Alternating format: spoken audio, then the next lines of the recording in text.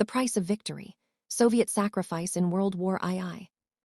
20-minute documentary script. Chapter 1, The Invasion 000-130. June 22, 1941, 3:15 a.m. Across a front stretching nearly 2,000 miles, 3 million German soldiers began the largest invasion in human history. Operation Barbarossa had begun. Within hours, Soviet border guards found themselves facing an impossible choice. Fall back and let the Nazi war machine roll unopposed into their homeland, or stand and fight against overwhelming odds, knowing they wouldn't survive the day. At the Brest Fortress, a small garrison of Soviet troops was supposed to be a speed bump, something the Germans would sweep aside in hours on their march to Moscow. Instead, what happened there would set the tone for the entire war. The defenders had no heavy weapons, limited ammunition, and were cut off from all reinforcements. They held out for a month. But this wasn't the only place where Soviet soldiers made the calculation that their lives could buy something more valuable than their survival. As the German tanks rolled deeper into Soviet territory, a new kind of warfare was about to emerge, one born of desperation, courage, and an enemy so brutal that death in combat seemed preferable to the alternative. Chapter 2, The Odds 130-300. The early months of the invasion were catastrophic for the Soviet Union. The German military was the most advanced fighting force the world had ever seen. Their blitzkrieg tactics had conquered Poland in weeks, France in 6 weeks. Their Panzer tanks seemed unstoppable, their Luftwaffe dominated the skies, and their infantry was battle-hardened from 2 years of nearly uninterrupted victories. The Soviets, by contrast, were unprepared. Stalin's purges of the Red Army in the late 1930s had executed or imprisoned thousands of experienced officers. The military was led by men promoted for political loyalty rather than tactical skill. Equipment was outdated. Training was inadequate. In the first weeks, entire Soviet armies were encircled and destroyed. By December 1941, the Germans had captured over 3 million Soviet prisoners of war. They had advanced to the gates of Moscow itself. Soviet soldiers faced a terrible arithmetic. German tanks were better armored and better armed than most Soviet anti-tank weapons. A Soviet soldier with a standard anti-tank rifle had to get within 100 meters of a panzer to have any chance of penetrating its armor. And even then, success wasn't guaranteed. But there was another way. A way that required only courage, a handful of grenades, and the willingness to not come back. Chapter 3, The Tank Hunters 3:00-5:00.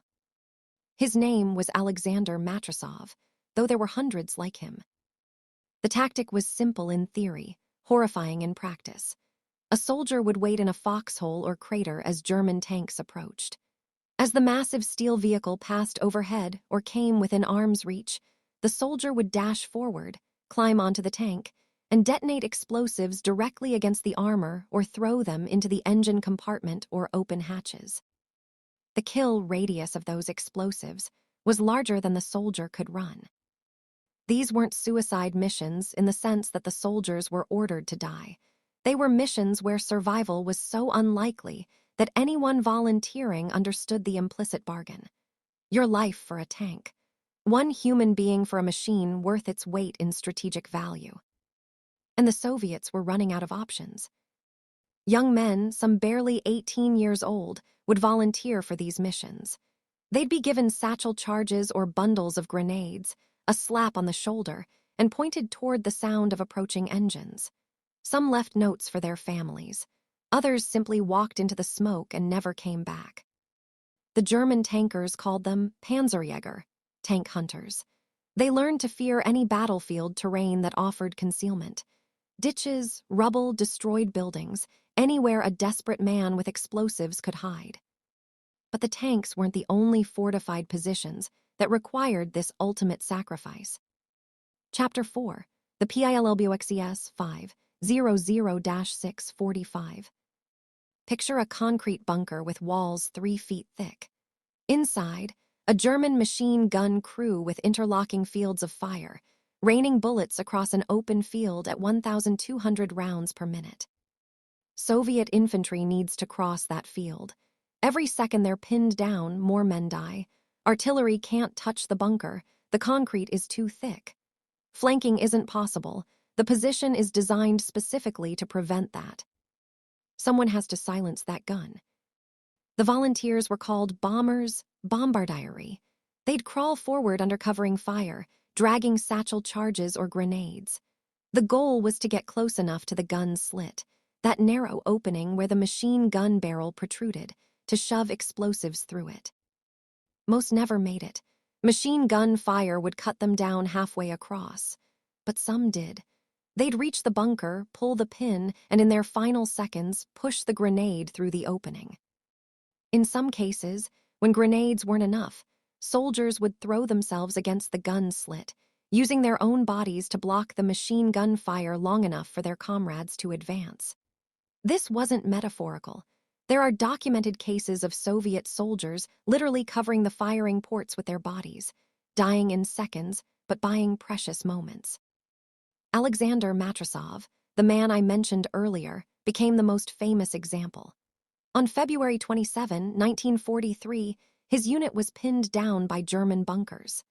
After 2 other soldiers were killed trying to destroy the position, Matrosov crawled forward, and when his grenades proved ineffective, threw himself against the firing port.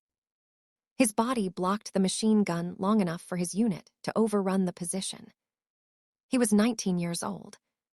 Chapter 5, The Human Cost 645-8-15. It's important to pause here and acknowledge what we're really discussing. These weren't video game characters or statistics. These were real people, sons, brothers, fathers, husbands. They had lives before the war, dreams, loved ones, futures that were stolen from them. The letters some of them left behind are heartbreaking, simple words. Tell my mother I thought of her. I hope I made a difference. Remember me. The Soviet government later glorified these sacrifices. Over 200 soldiers were posthumously named heroes of the Soviet Union for using Matrosov's tactic.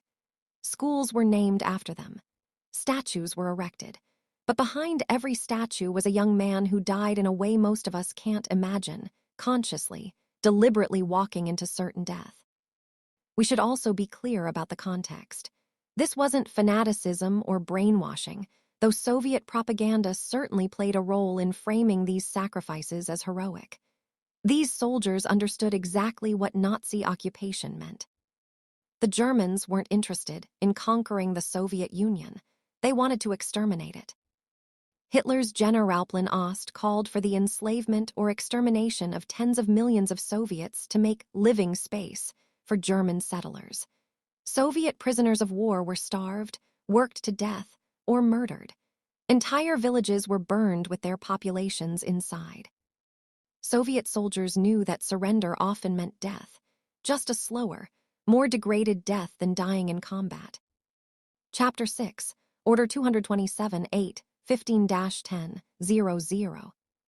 On July 28, 1942, Stalin issued Order Number 227. Its nickname was more famous, not one step back. The order was issued at one of the darkest moments of the war. German forces were driving towards Stalingrad and the oil fields of the Caucasus. Soviet armies were in retreat. Panic was spreading.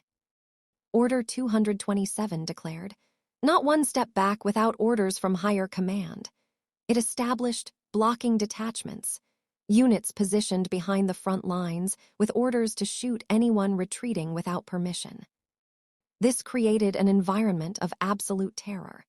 Soviet soldiers faced death in front of them from German guns and potential execution behind them if they retreated. Did this order increase the number of suicide missions? Almost certainly. When retreat means execution and surrender means slow death in a POW camp, charging a machine gun position with a grenade becomes one of the few paths where you control the terms of your death and might accomplish something meaningful. But we shouldn't reduce Soviet sacrifice to mere coercion. Yes, Order 227 was brutal. Yes, The NKVD executed thousands of Soviet soldiers for cowardice or desertion. But it's also true that millions of Soviet soldiers fought with genuine courage and determination because they understood the existential stakes. The Nazi invasion killed 27 million Soviet citizens, nearly 14% of the entire population. This wasn't a war of conquest that could be negotiated away. It was a war of annihilation. Chapter 7, The Turning Point 10/00-1130. Stalingrad changed everything. From August 1942 to February 1943, the Soviet Union and Nazi Germany fought the bloodiest battle in human history in the ruins of one city. More people died in Stalingrad than the United States lost in the entire war, across all theaters. The fighting was brutal beyond description. Combat was measured in meters, sometimes room to room, floor to floor. The average life expectancy of a Soviet soldier arriving in Stalingrad was 24 hours. And yet the city held. Soviet soldiers turned every building into a fortress, every pile of rubble into a fighting position. When ordered to hold an apartment building, they held it, sometimes for weeks, even when surrounded and cut off. The most famous example was Pavlov's house, an apartment building held by a platoon of Soviet soldiers for 58 days against repeated German assaults. The building had more strategic importance than some entire towns. Why? Because by this point in the war, Soviet soldiers had learned something crucial. They could win. The myth of German invincibility had been shattered outside Moscow in December 1941, when Soviet forces launched their first major counteroffensive and drove the Germans back. At Stalingrad, they proved they could not just stop the Germans, they could destroy them. When the battle ended, the German Sixth Army, one of the most powerful military formations in the world, had been completely annihilated. Chapter 8, The Tide Turns 1130-1300. After Stalingrad, the character of Soviet sacrifice began to change. In 1941 and 1942, Soviet soldiers were fighting with outdated equipment, poor training, and the desperation of a nation on the brink of destruction. Their sacrifices were often born of necessity. There was no other way to stop the German advance. By 1943 and 1944, the situation was different. Soviet industry, evacuated east of the Ural Mountains, was producing tanks, aircraft, and artillery in staggering quantities. The Red Army was better trained, better equipped, and increasingly confident. But the sacrifices continued, now for a different reason. Soviet forces were advancing, pushing the Germans back toward Berlin. But the closer they got to Germany, the more desperate German resistance became. Hitler had declared fortress cities that were to be defended to the last man. Every river, every city, every town became a potential killing ground. Soviet commanders faced a terrible calculation. They could methodically reduce each German position with artillery and time, preserving Soviet lives but allowing the war to drag on, or they could accept heavy casualties to end the war faster. They chose speed. The assault on Berlin alone cost the Soviet Union over 80,000 dead in just 16 days. Soviet commanders threw wave after wave of troops at German positions, accepting horrific casualties to maintain momentum. Why? Because every day the war continued, more Soviet civilians died under Nazi occupation. More concentration camps remained operational. More families were destroyed. Chapter 9, The Ramming Tactic 13/00-1430. There's one form of Soviet self-sacrifice we haven't discussed yet: aerial ramming. When a Soviet pilot ran out of ammunition or faced an enemy aircraft that outmatched them, some chose to ram their plane directly into the enemy. This was called Terran. It happened over 600 times during the war. The most famous incident occurred on the first day of the war. A pilot named Pyotr Nestorov, out of ammunition and facing a German bomber headed for a Soviet city, deliberately crashed his fighter into the bomber. Both planes went down. The bomber never reached its target. This wasn't always a suicide tactic. Some pilots survived the collision by bailing out afterward. But many didn't. They knew that destroying one German bomber might save hundreds of civilian lives and made the calculation in seconds. Fighter pilots rammed bombers. Bombers rammed other bombers. In at least one case, a Soviet pilot whose plane was too damaged to make it home deliberately crashed into a German troop column rather than die uselessly. These incidents were celebrated in Soviet propaganda, but the reality was more complex. Soviet pilots weren't mindless fanatics. They were skilled aviators making rapid tactical decisions in impossible situations.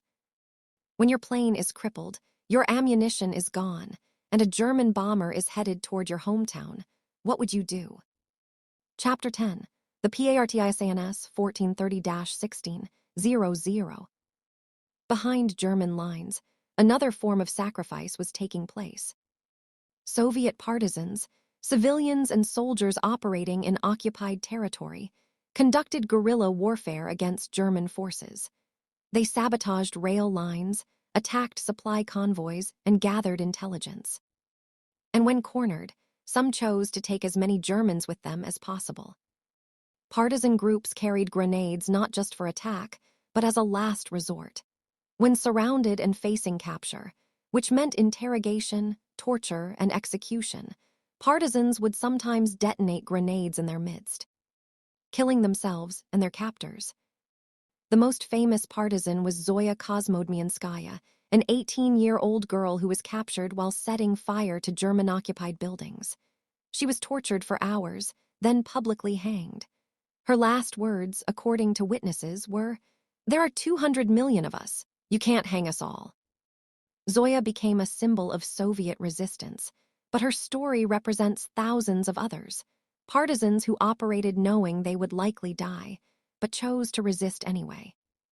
These weren't soldiers bound by military discipline.